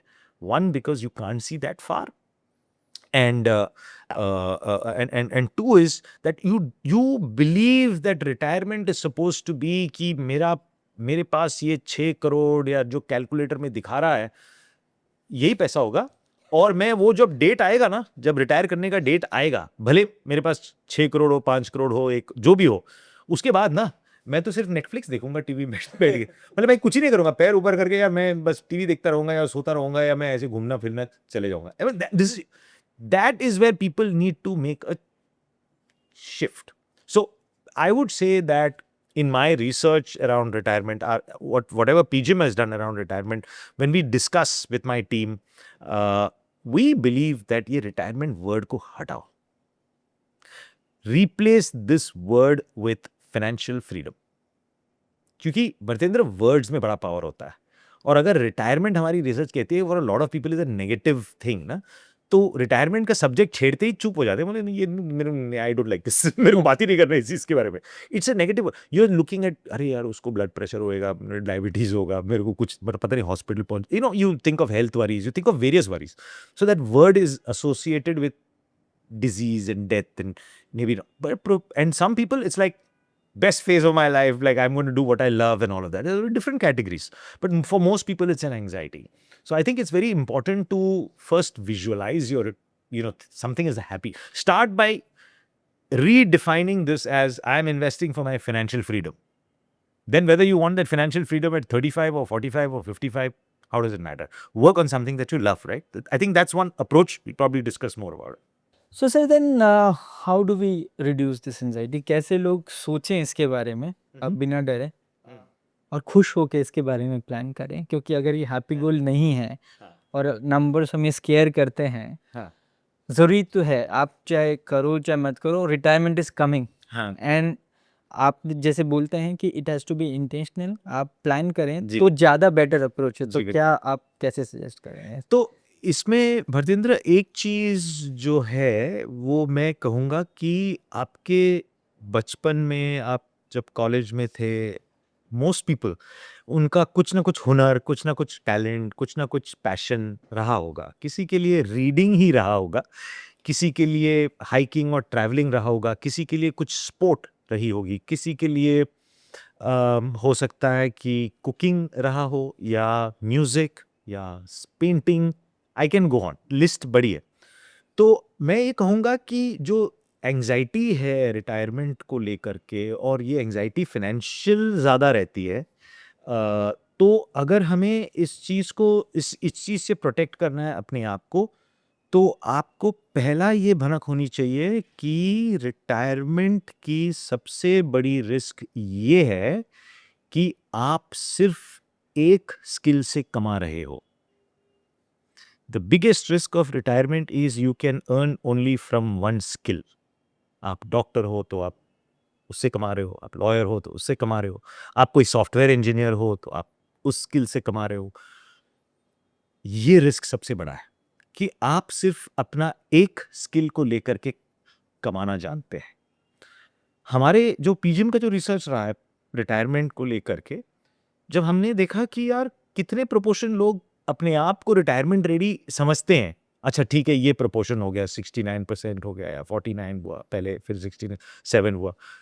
तो इसमें से क्यों समझते हैं कि वो retirement ready हैं? तो हमने ये पाया कि जिन लोगों के पास सेकंड इनकम है, उनको रिटायरमेंट की कोई डर नहीं है. अच्छा, ये सेकंड इनकम वाले दो तरीके के होते हैं. एक होता है जो कहते हैं कि यार ये मेरा इन्वेस्टमेंट का सेकंड इनकम है. ठीक है, वो तो हम सारे ही करते हैं, हमारा इन्वेस्टमेंट, और उसमें से हमारा कोई रिटर्न्स निकले या जो भी कुछ हो.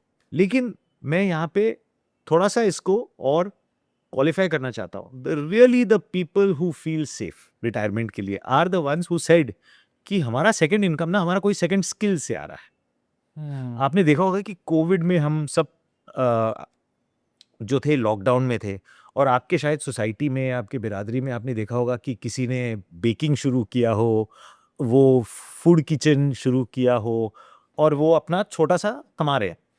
तो और उसके बाद काफ़ी लोगों ने कोविड के बाद अपना जो है लाइफ के बारे में सोचना, और आगे क्या होना है, कैसे होना है, ये उसके बारे में सोच रहे। एक सेल्फ आइडेंटिटी की बात हमारी भी रिसर्च में दिख रही है कि लोग बोले कि यार ये मेरा तो रिस्पॉन्सिबिलिटी है कि मैं अपना घर बाहर मेरे फैमिली की रक्षा के लिए, प्रोटेक्शन के लिए मैं अपना फाइनेंशियल जो फ्यूचर है मैं कर रहा हूँ। लेकिन कोविड के बाद हमने रिसर्च में देखा कि लोग ये कह रहे थे कि यार व्हाट अबाउट मी, मेरा क्या, मैं भी तो I would have died like a friend और अ नेबर, जो रैंडम जो होते हैं, राइट? तो I think people are investing in themselves. तो लोग जो अपने आप में जो इन्वेस्ट कर रहे हैं कि एक दूसरा स्किल के लिए, जो आपका टैलेंट हो सकता है, जो आपका पैशन हो सकता है, आप उस चीज को और ज्यादा फॉलो कर सकते हो लाइफ भर। अगर आप उससे कमा सकते हो तो आप बुलंद हो, आपको रिटायरमेंट की एंजाइटी होनी नहीं चाहिए। तो नंबर 1 ये कि the biggest risk of retirement की सबसे बड़ी रिस्क ये है कि आप सिर्फ एक स्किल से कमा रहे हो, आप 2 से कमाने की कोशिश करो। ऊबर चला लो भाई, लेकिन हम क्या है ना, मेंटली नहीं सोचते ना इंडिया में कि हम ऊबर चला के कर लेंगे। लेकिन जो टैलेंट है, जैसे कि मैंने कुकिंग, ये बहुत सारे हैं, और हमने पीजिम में एक 50 गिग्स की रिपोर्ट हमारी वेबसाइट में डाला हुआ। I pass on the link for you to put on the show notes. हमने 50 ऐसे हॉबीज जो लोगों ने मोनेटाइज की है, हमने उसके बारे में लिखा हुआ है कि कैसे करें, कहाँ से कुछ, अगर कुछ सर्टिफिकेट की जरूरत पड़ी तो कहाँ से करें। आपको योगा अच्छा लगता है, आपको योगा इंस्ट्रक्टर बनना है, जहाँ आप सुबह या शाम को आप ऑनलाइन सिखा रहे हो योगा। योगा की आयुष मिनिस्ट्री से जब सर्टिफिकेट की बात आती है तो 10,000 की इन्वेस्टमेंट होती है कि आपको सीख के वो सर्टिफिकेट आपको मिल सकता है। आयुष मिनिस्ट्री से लेना ज़रूरी है उस चीज़ को। तो ये सारी इन्फॉर्मेशन जो है, किसी को पेट्स अच्छे लगते हैं तो अपने घर में पीछे में जो बैकयार्ड है, छोटा सा पेट ग्रूमिंग सर्विस शुरू किया हुआ है। और पेट्स तो बच्चे जैसे होते हैं, लोग खर्चे करते हैं उसमें, and you can make a good business out of it. किसी को ऑर्गेनिक फार्मिंग, किसी को कंटेंट राइटिंग या इस चीज़ों की। तो बेस्ट एंजाइटी रिड्यूसिंग स्ट्रैटेजी, आप अपना कोई एक दूसरा टैलेंट को ऐसा डेवलप करें जिससे आप कमा सकते हो। इसका नाम मैं, आप second question, follow on question पूछने से पहले मैं ही क्वेश्चन करूंगा कि कमाने का मतलब कितना कमाने का, मैं करी क्या लूं? बेकिंग करके क्या मैं 5,000 10,000 रुपए कमा लूं, या योगा सिखा के मैं 15-20 हजार कमा लूं क्या? और मैं ये कहूंगा कि जब हम हमारे 50,000 की सैलरी, 1 लाख की सैलरी, आपने जैसे पहले कहा 2 लाख की सैलरी, आम आदमी यार, हम सीईओ नहीं है कोई, किसी की बड़ी सैलरीज हों, और बहुत हमारे ऑडियंस में रहेंगे कि यार मेरा तो 1 लाख की है, तो हम सोचते हैं कि क्या ही कमा लूंगा। मैं तो कहता हूं कि इसका कोई थंब रूल नहीं है, लेकिन अगर आपकी जो सैलरी है, अगर आप उसका अगर एक 20% कमा सकते हो, 20%, मतलब आपका 1 लाख का अगर सैलरी है तो क्या आप 20,000 कमा सकते हो, तो बहुत अच्छी बात हो सकती है कि आप, क्योंकि ये कॉर्पस की जो एंजाइटी है ना कि मेरे पास कॉर्पस होगा नहीं होगा, आप कैलकुलेटर में क्या डालते हो कि मुझे 30 साल के रिटायरमेंट के लिए पैसे की जरूरत है, तो वो 6 करोड़ दिखाता है, और आपके पास है 2 या 1 या 50 जो है। तो अगर आपने आधे के कॉर्पस में चाहा कि यार मुझे ये कॉर्पस बनाते बनाते मेरी जिंदगी निकल जाएगी, मुझे यार तो लाइफ भी तो जीना है, आप आधे में रोक लो, आधे ही कॉर्पस बनाए, लेकिन आप कंटिन्यू करो, और आपकी ये 10-20 हजार जो आप कमा रहे हो ना, इसको हाथ मत लगाना, सीधा थर्ड बकेट वाली जो है इक्विटी में डालते जाओ, अच्छी डिवर्सिफाइड फंड में डालते रहो आप।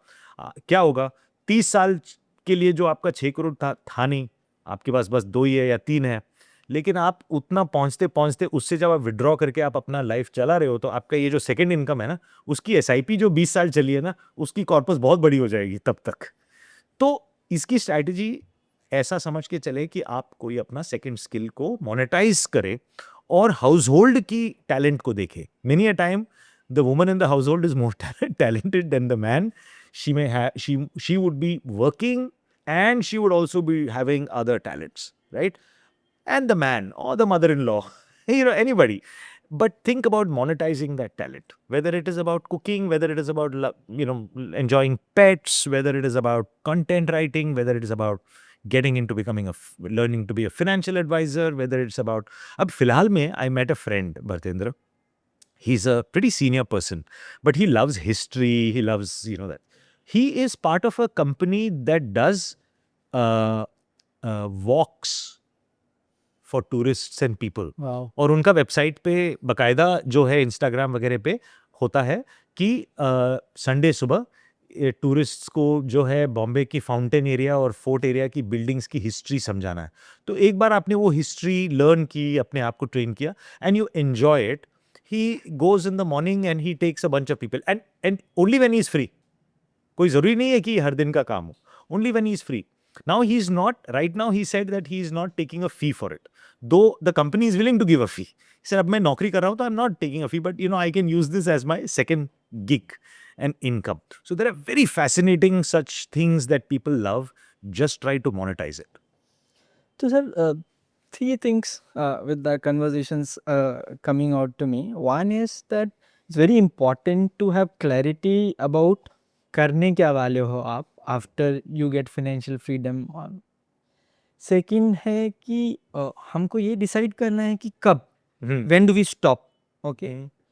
थर्ड एस्पेक्ट में थोड़ा आपसे बात करना चाहूँगा इज़ दैट कि मैं डिसाइड कैसे करूँ कि जब मैं डिसाइड करा, of course there is a calculator calculations, but वो जो नंबर है उसमें क्या पैरामीटर्स मुझे कंसिडर करना है। तो फॉर एग्जांपल मैं बोलता हूँ कि मुझे 55 पे रिटायर होना है, ठीक है, तो मुझे कैलकुलेट करना है कि 55 पे रिटायर होने के बाद ऑब्वियसली सेकंड इनकम आपने भी एग्जांपल लिया, क्या नंबर मुझे चाहिए, वो किस क्या अप्रोच होनी चाहिए। So calculation is one part of it, क्या कंसिडर करना है मुझे। सो लाइफस्टाइल आपने मेंशन किया। लाइफस्टाइल बहुत इंपॉर्टेंट है आपका। मैं ये कहूँगा कि आप जब शुरू करते हो as a young person, when you start a career, many a time retirement की चीज़ें हम थोड़ा लेट सोचने लगते हैं because of the same reasons we discussed earlier.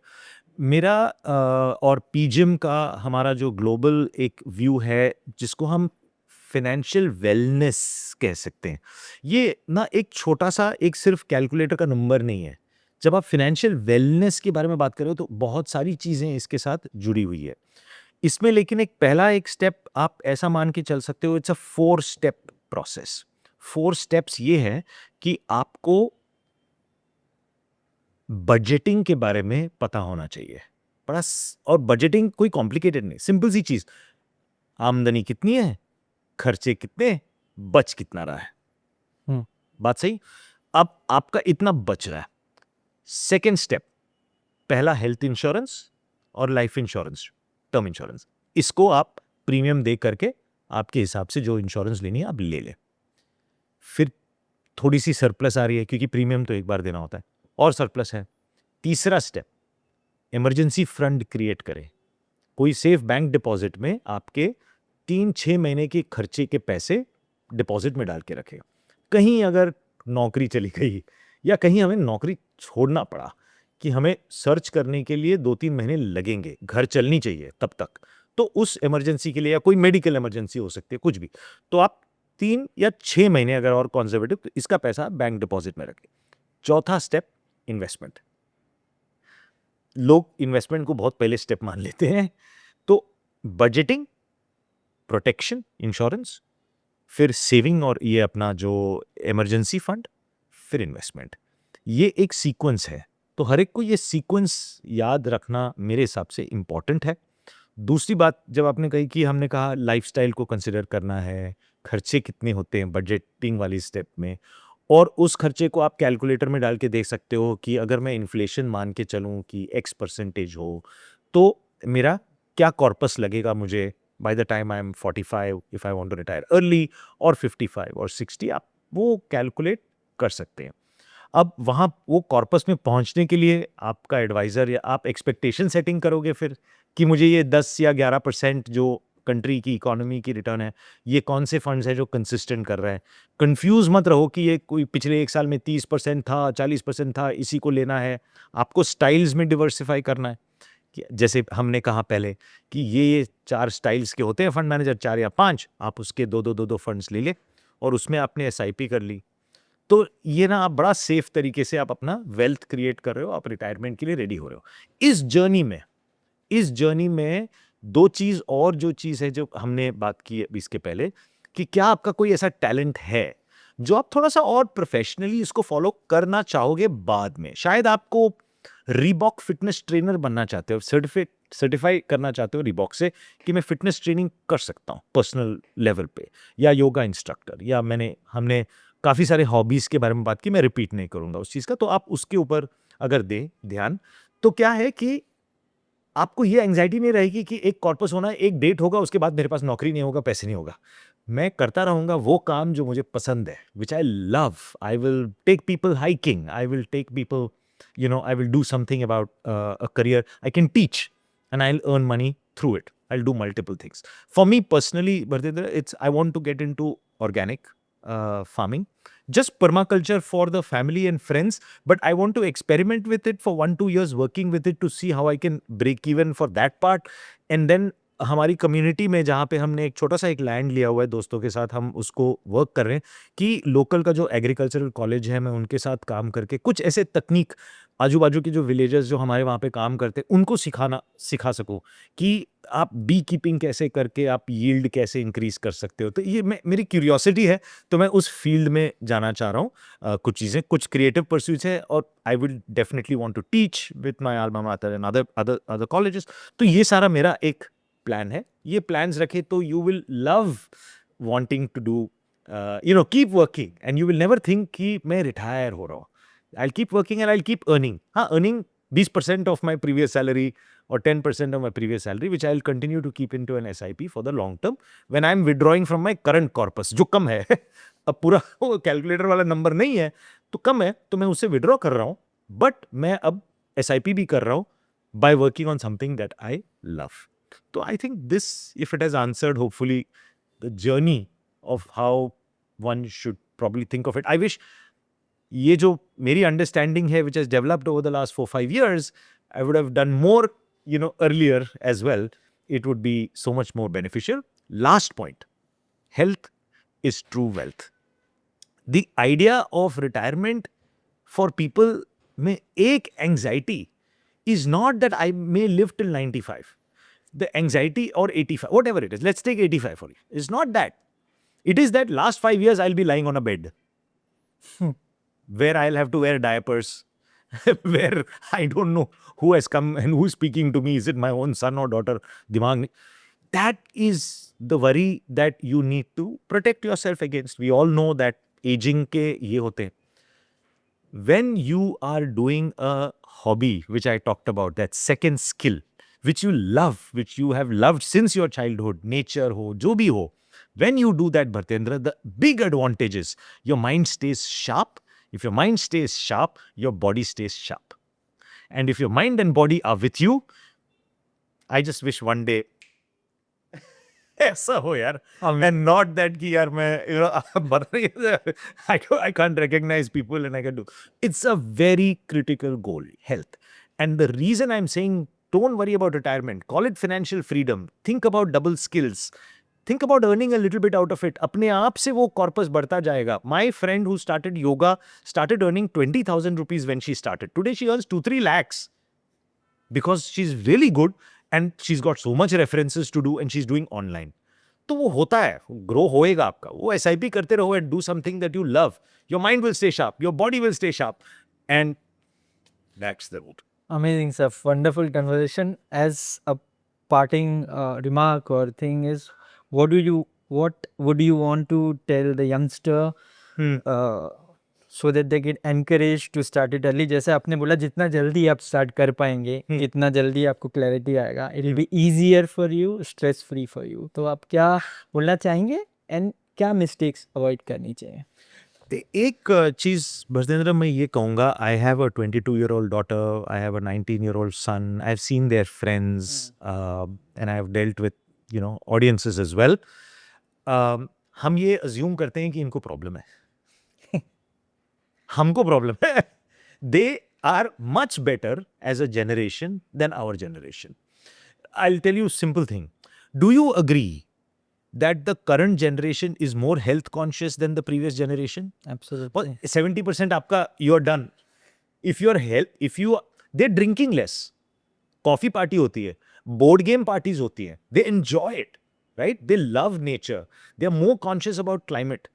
So ये जो generation है ना, you and I don't need to worry about them too much. Right? We have to worry about our generation, जिसकी ये एंग्जाइटी बहुत बड़ी है कि यार मैं एक ही स्किल में काम कर रहा हूँ तो मेरा ये खत्म होगा तो मैं क्या ही कर लूंगा. You ask the new generation and there is the concept of micro retirement. Every 18 months, 2 years, they want to take a break, travel, learn something else. Then I want to do scuba diving. I shall work over there with a scuba diving company. Then uske baad I will join, some other company doing, constructing something or building something. कोई startup में का. So they have got their life sorted. हाँ, fundamental principles and mistakes that they shouldn't make is that in the process of wanting to enjoy your life, everybody as a human being gets attracted to best returns, right? Highest returns.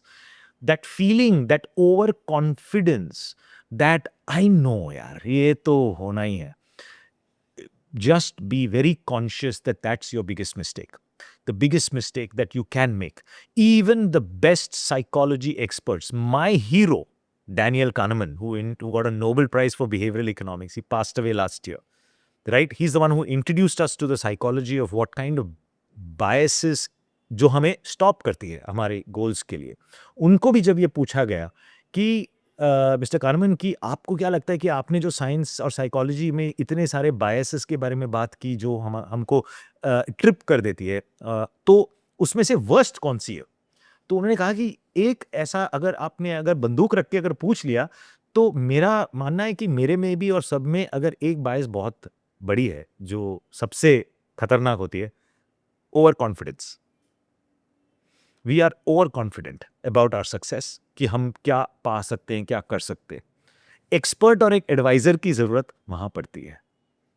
तो मैं ये कहूँगा कि mistakes जो अभी new generation के लिए पूछ लिया, आई नो दैट 60-70% उन्होंने हेल्थ के लिए तो देख लिया, तो they are better than us. बाकी बचा wealth. Get a financial adviser. आपने बाकी के जितने मिस्टेक्स करनी है ना, you would have reduced that or eliminated that. I think that is simple enough for people to follow. Thank you very much, sir. It was a fantastic conversation. Thank you very much. Thank you. I enjoyed it, Bhartendra. I hope कि हमारे audience को भी अच्छा लगा.